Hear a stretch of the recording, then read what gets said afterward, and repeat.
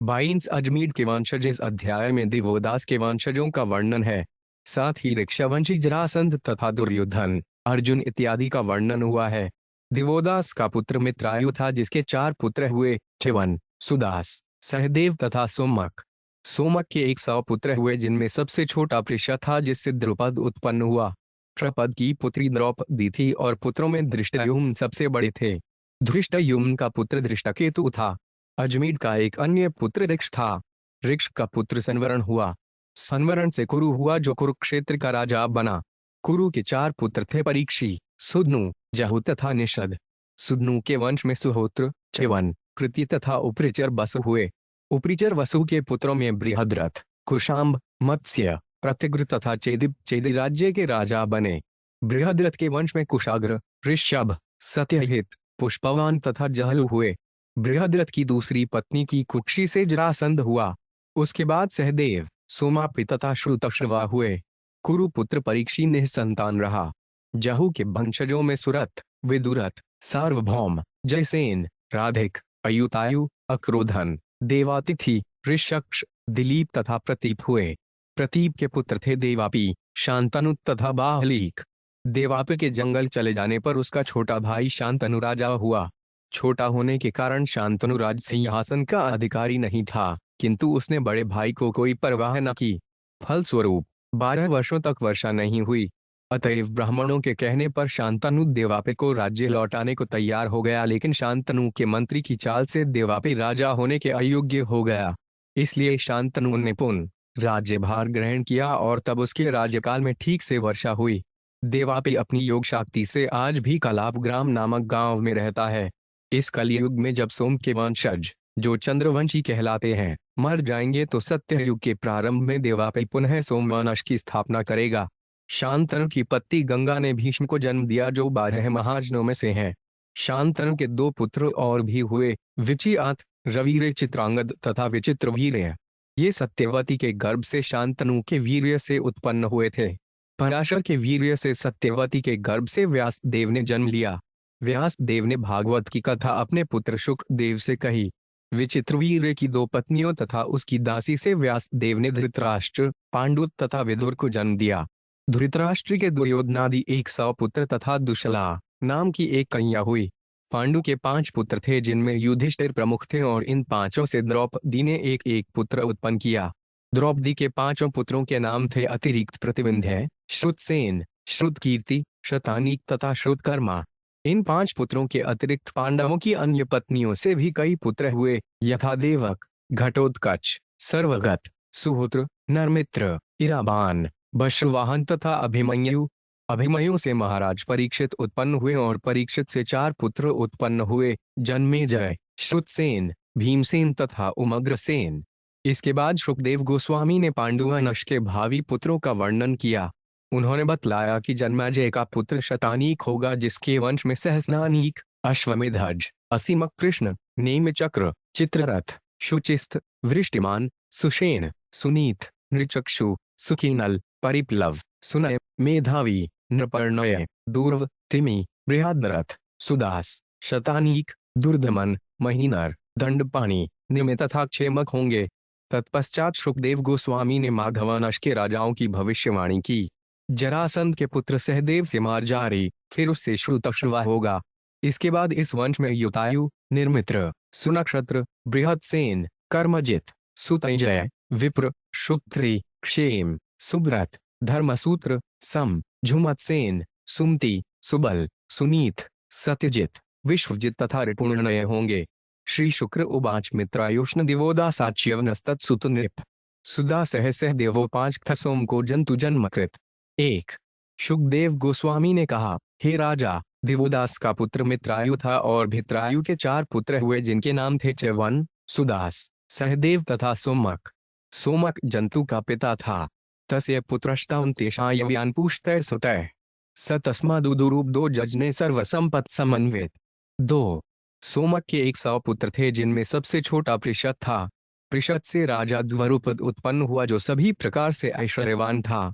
द्रपदीतस्य धृष्टद्युम्नादः सुता, धृष्टद्युम्ना धूष्टकेतुर्भाम्या पांचजन्य का इमे 3।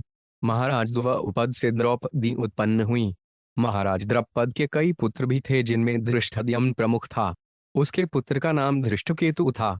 ये सारे पुरुष भर्म्याश्व के वंशज या पांचाल वंशी कहलाते हैं। यो 5 जमीढ़ सुतोहान्यरिश सवनवर्णस्ततः तपत्या सूर्य कयाया कुरुक्षेत्रप्ते कुरु। 4 परीक्षी सुदनुर्जहुर्निषदश कुरु सुता सुहोत्रो 5 भूत सुदनुशैच्यवनो 5 ठक्ततः कृति 75। अजमीढ़ का दूसरा पुत्र ऋक्ष नाम से विख्यात था। ऋक्ष से संवरण, संवरण के उसकी पत्नी सूर्यपुत्री तप्ती के गर्भ से कुरु हुआ जो कुरुक्षेत्र का राजा बना। कुरु के 4 पुत्र थे, परीक्षी, सुदनु, जनु तथा निषद। सुदनु से सुहोत्र, सुहोत्र से च्यवन और च्यवन से कृति उत्पन्न हुआ। वसुस्तस्य प्रचरो बृहदर्थमुखास्ततः कुशाम्बमत से प्रतिगृच्छेदिपाद्याश्चेदिपा।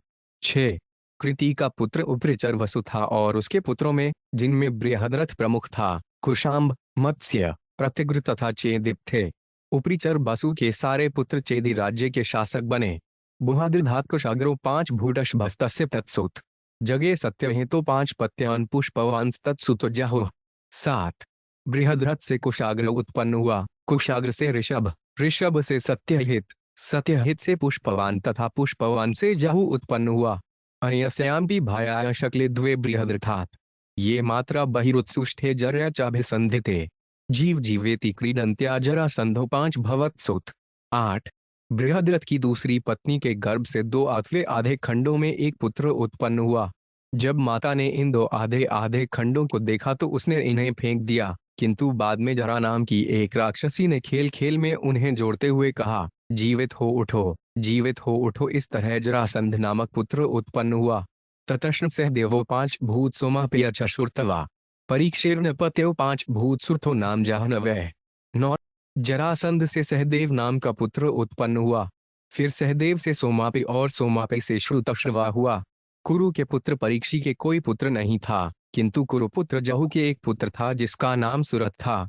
ततो विद्रिर्थस्तस्मात् सा भौमस्ततो 5 भवत् जैसे नस्तुतयो राधिको 5 तो 5 उत्ताय भूत।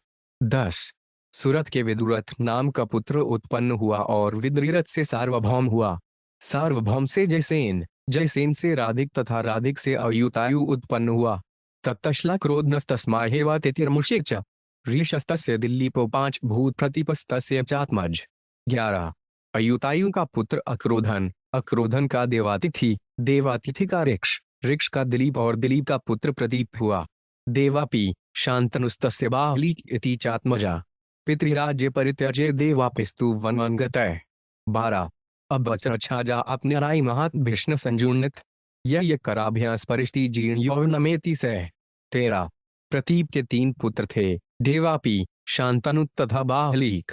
देवापि अपने पिता का राज्य त्याग कर जंगल चला गया, अतएव शांतनु राजा हुआ। शांतनु अपने पूर्वजन्म में महाभीष नाम से विख्यात था। उसमें किसी को भी अपने हाथों के स्पर्श द्वारा बूढ़े से जवान में बदलने की शक्ति थी। शांतिमान्नोति चैवाच्य कर्म तेन शांतनु समा 12 तद्राजे नववर्ष यदा विभु। 14 शांतनुर्ब्राह्मणैरुक्तः परिवेतायमग्रभुकु राज्य देहाग्रजायाशु उपराष्ट्र विवधय। 15 चूंकि यह राजा अपने हाथ के स्पर्श मात्र से ही सबों की इंद्रिय तृप्ति करके सुखी बनाने में समर्थ था, इसीलिए इसका नाम शांतनु था। एक बार जब राज्य में 12 वर्षों तक वर्षा नहीं हुई तो राजा ने विद्वान ब्राह्मणों से परामर्श किया। उन्होंने कहा, तुम अपने बड़े भाई की संपत्ति भोगने के दोषी हो। तुम अपने राज्य तथा अपने घर की उन्नति के लिए यह राज्य उसे लौटा दो। तात्पर्य, अपने बड़े भाई के होते हुए कोई न तो राजा बन सकता है, न अग्निहोत्र यज्ञ संपन्न कर सकता है, अन्यथा वह परिवेत्ता कहलाता है। एवं तो द्विजय ज्येष्ठ दयामासो 5 भवितु तन्मंत्र प्रहितैर विप्रवेन्दादिभ्रंशतो गिरा। 16 वेदवादातिवादान्वय तदा देवो ववर्षः देवाप्योंग मास्थाय कलापग्रामाश्रित। 17 जब ब्राह्मणों ने यह कहा तो महाराज शांतनु जंगल चला गया और उसने अपने बड़े भाई देवापे से प्रार्थना की कि वह राज्य का भार ग्रहण करे, क्योंकि प्रजा का पालन करना राजा का धर्म है। किंतु इसके पूर्व शांतनु के मंत्री अश्ववार ने कुछ ब्राह्मणों को फुसलाकर देवापे से वेदों के आदेशों का उल्लंघन करने के लिए प्रेरित किया था, जिससे वह शासक पद के अयोग्य हो गया था। ब्राह्मणों ने देवापे को वैदिक सिद्धांतों के मार्ग से विचलित कर दिया था, अतएव जब शांतनु ने शासक पद ग्रहण करने के लिए कहा तो उसने मना कर दिया। उल्टे वह वैदिक सिद्धांतों की निंदा करने लगा, अतएव पतित हो गया। ऐसी परिस्थिति में शांतनु पुनः राजा बन गया और इंद्र ने प्रसन्न होकर वर्षा की। बाद में देवापि ने अपने मन तथा इंद्रियों का दमन करने के लिए योग मार्ग का अनुसरण किया और वह कलापग्राम नामक गांव में चला गया, जहां वह अब भी जीवित है। सोमवंशे कलौनैष्टे कृतादि स्थापिष्यति। बाहलिकात् सोमदत्तो 5 भूधुरि भूरि श्रवास्तात। 198। शलष्ण शांतनुरासिदु गड्डाया भीष्म आत्मवान। सर्वधर्म विदा श्रेष्ठो गब्रहा भागवतः कवि। 19। इस कलयुग में सोमवंश के समाप्त होने पर और अगले सत्ययुग के प्रारंभ में देवापि पुनः इस संसार में सोमवंश की स्थापना करेगा। शांतनु के भाई बाहनीक से सोमदत्त नामक पुत्र उत्पन्न हुआ, जिसके 3 पुत्र हुए, भूरि, भूरिश्रवा तथा शल। शांतनु की दूसरी पत्नी गंगा के गर्भ से भीष्म उत्पन्न हुआ, जो स्वरूप सिद्ध सभी धार्मिक व्यक्तियों में श्रेष्ठ महान भक्त एवं विद्वान था।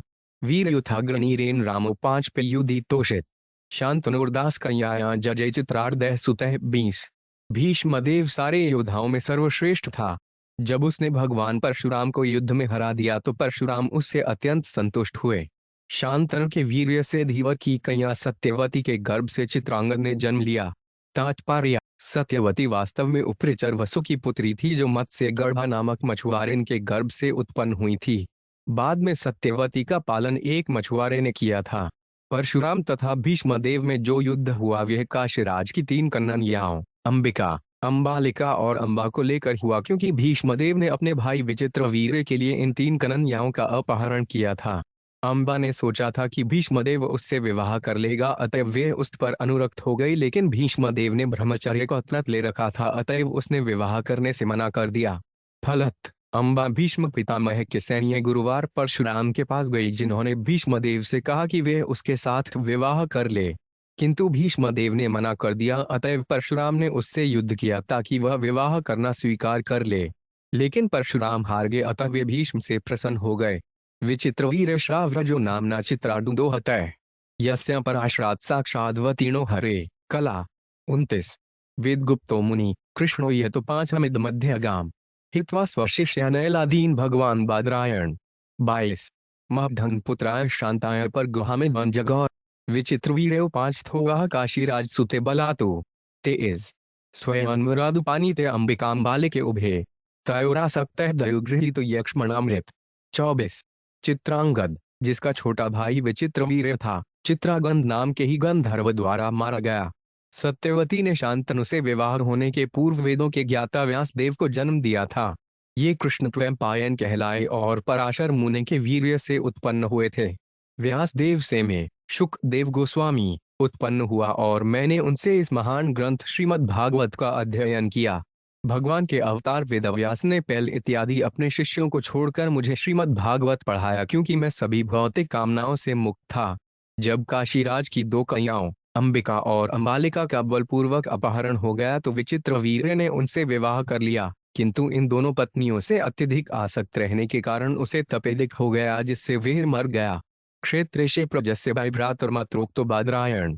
धृतराष्ट्रम च पांडव च विद्रहम चराप्यजीजनत। 25।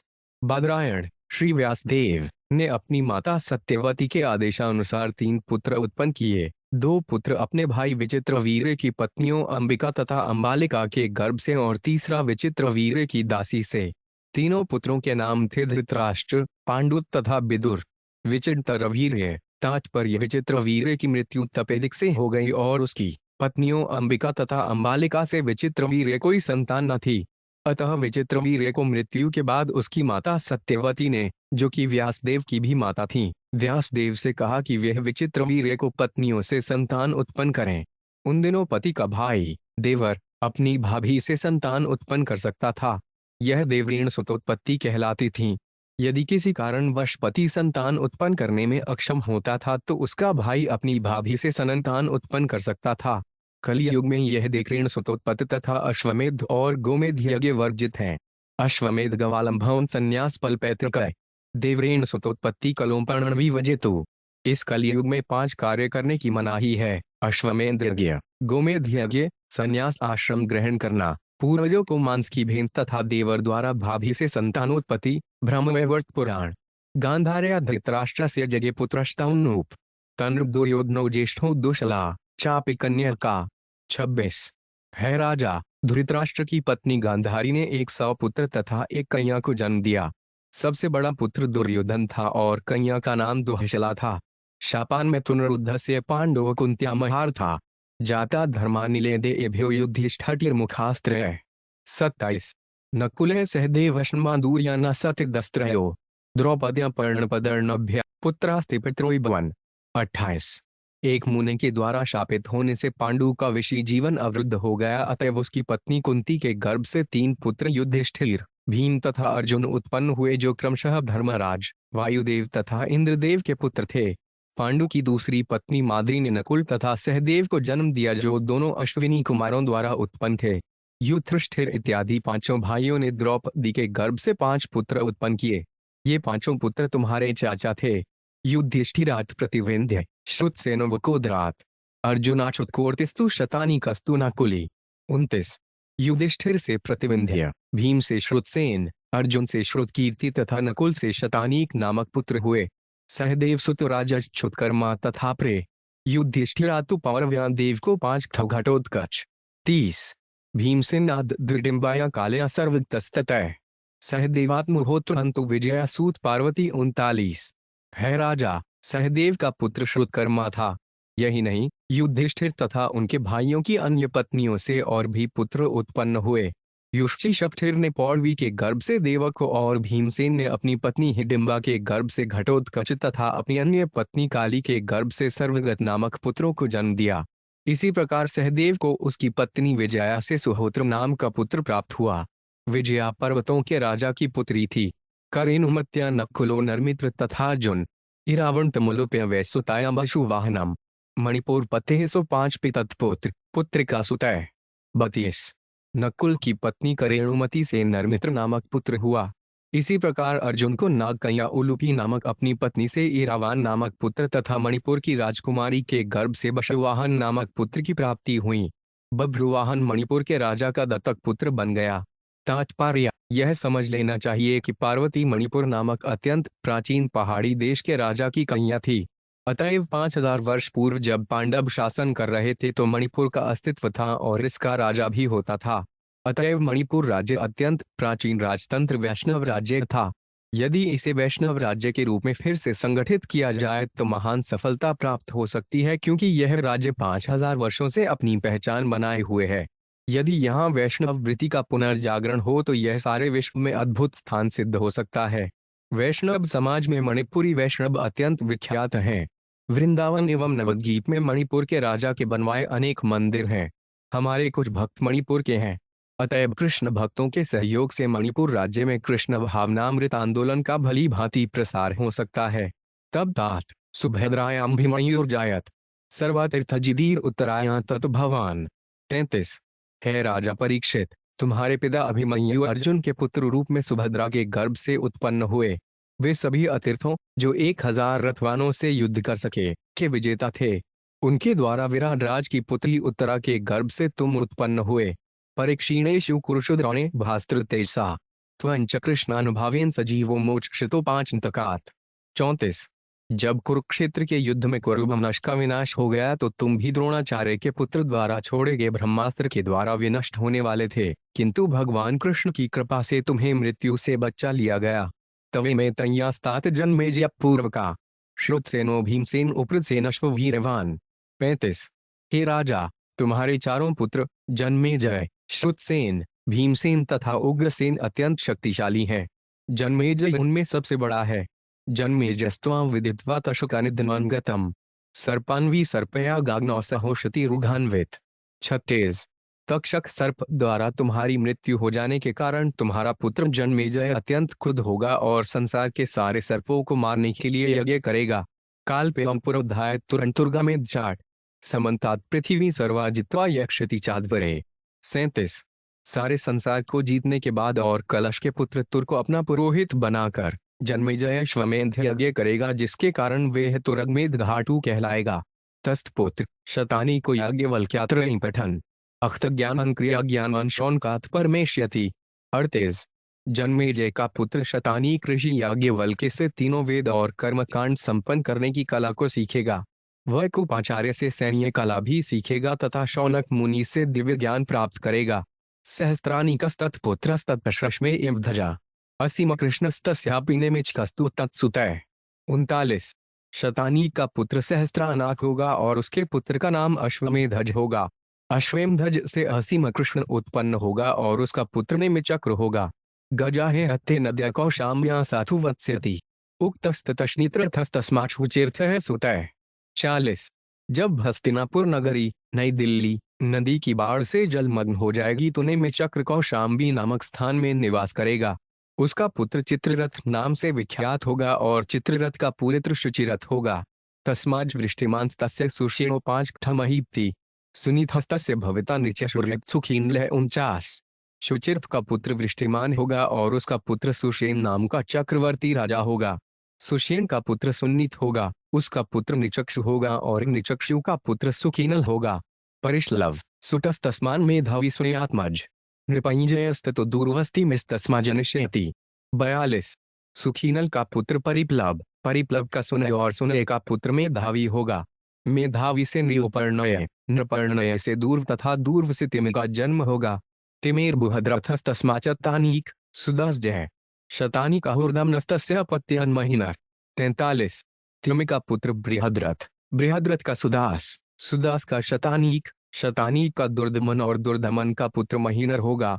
दंडपानिर्निमिस्तस्य क्षेमको भवितायतः ब्रह्मक्षत्रस्थ वह योनिर्विशो देवर्षि सत्कृत। 44। क्षेमक प्राप्य राजान संस्था प्राप्स्यति वैकलौक अधत्मागत राजानो भाविनो ये वदामि ते। 45। महीनर का पुत्र दंडपाणि होगा और उसका पुत्र निमि होगा जिससे राजा क्षेम की उत्पत्ति होगी। मैंने अभी तुमसे सोमवंश का वर्णन किया है जो ब्राह्मणों तथा क्षत्रियों का उद्गम है और देवताओं तथा ऋषियों मुनियों द्वारा पूजित है। इस कलयुग में क्षेमक अंतिम राजा होगा। अब मैं तुमसे मागध का भविष्य बतलाऊंगा, उसे सुनो। भविता सहदेवस्य मार्जार्यच्छुतश्रवा ततुयुतायुस्तस्यापि निर्मित्रो 5 तत्सुतः। 46। सुनक्षत्र, सुनक्षत्र हरिहत्सेनो 5 कर्मजितु ततः सुतजनयाद्वे शुत्रस्तस्य भविष्यति। 47। क्षेमो 5 था सुव्रतस्तस्माधर्मसूत्र समस्ततः झुमत्सेनो 5 सुप्रतः सुबलो जनिता ततः। 48। जरासंध पुत्र सहदेव के पुत्र का नाम मार्जारी होगा। मार्जारी से श्रुतश्रवा, श्रुतश्रवा से युतायु, युतायु से निर्मित्र, निर्मित्र से सुनक्षत्र, सुनक्षत्र से बृहत्सेन, बृहत्सेन से कर्मजित, कर्मजित से सुतय्य, सुतक्षय से विप्र, विप्र से शुचि, शुचि से क्षेम, क्षेम से सुब्रत, सुब्रत से धर्मसूत्र, धर्मसूत्र से सम, सम से टुमत्सेन, ड्यमत्सेन से सुमति और सुमति से सुबल नाम का पुत्र उत्पन्न होगा। सुनीत सत्यजिदद्दु विश्वविद्याद्विपुलनय बाइड्रथाश भूपाला भाव्या सहस्रवत्सरम। 49। सुबल से सुनीत, सुनीत से सत्यजित, सत्यजित से विश्वजित एवं विश्वजित से रिपुदनय उत्पन्न होगा। ये सभी पुरुष बृहद्रथवंशी होंगे और ये संसार पर 1000 वर्षों तक राज्य करेंगे। तात्पर्य यह जरासंध से प्रारंभ होकर 1000 वर्षों तक पृथ्वी पर राज्य करने वाले उपर्युक्त राजाओं का इतिहास है।